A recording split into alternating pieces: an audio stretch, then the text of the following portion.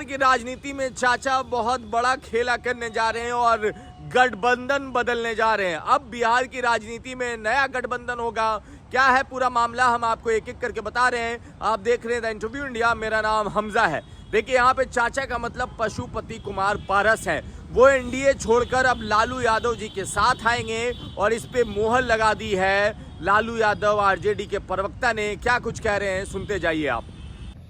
देखिए, पशुपति पारस जी, लालू जी के प्रति उनका जो प्रेम है, क्योंकि लालू जी ने शोषितों, वंचितों, पीड़ितों, दलितों, आदिवासियों के लिए जो कार्य किए हैं और ख़ास तौर से रामविलास जी के परिवार से लालू जी का जो संबंध रहा है, जब जब रामविलास जी का परिवार या पशुपति पारस जी किसी भी संकट में होते हैं तो लालू जी उनके साथ खड़े दिखाई देते हैं।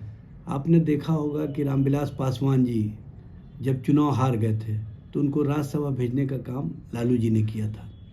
जब चिराग पासवान का सामान घर से निकाल करके दिल्ली की सड़कों पर फेंक दिया गया था, चिराग जी दिल्ली की सड़कों पर खड़े होकर के रो रहे थे, आंसू बहा रहे थे, तो तेजस्वी जी और लालू जी ने कहा कि हम किसी भी स्थिति और परिस्थिति में ऐसे कृत्य को बर्दाश्त नहीं कर सकते हैं, हम लोग चिराग पासवान के साथ खड़े हैं।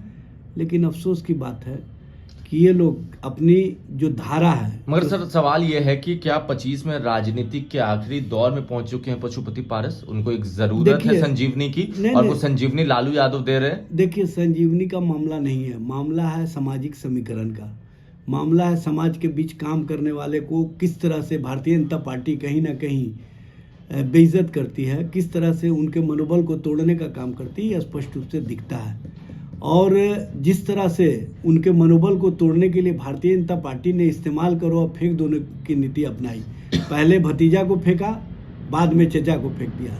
तो ये जो फेंका फेंकी की राजनीति भारतीय जनता पार्टी करती रही है, तो हम लोग दलित समाज के बीच काम करने वाले, दलित समाज के लिए कहीं ना कहीं अपनी राजनीतिक वेदना रखने वाले नेतृत्वकर्ता को ऐसे ही सड़कों पर नहीं छोड़ सकते। मगर लोग कह रहे हैं कि पासवान का असली जो वारिस है, जो वोट बैंक है, वो चिराग के पास है। ये तो फूके हुए कारतूस है पशुपति पारस। असली और नकली का मामला नहीं है। रामविलास पासवान जी की राजनीतिक छत्रछाया और राजनीतिक सोच को अगर किसी ने आयाम दिया तो उसका नाम पशुपति पारस है। पशुपति पारस सच पूछिए तो रामविलास पासवान जी की विरासत की राजनीति को हमेशा संजो करके रखने का काम किए।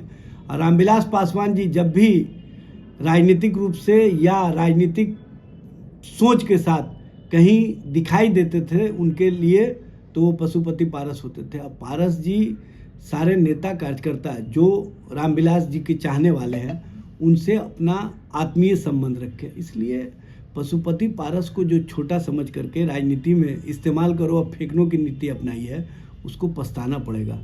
और लालू प्रसाद जी और तेजस्वी जी जो सोच रखते हैं कि शोषित, वंचित, पीड़ित, दलित, आदिवासी समाज को उपेक्षा का जो शिकार बना रहे हैं, उसको हम उपेक्षित नहीं रहने दें, उसको हम मान सम्मान देने का काम करें।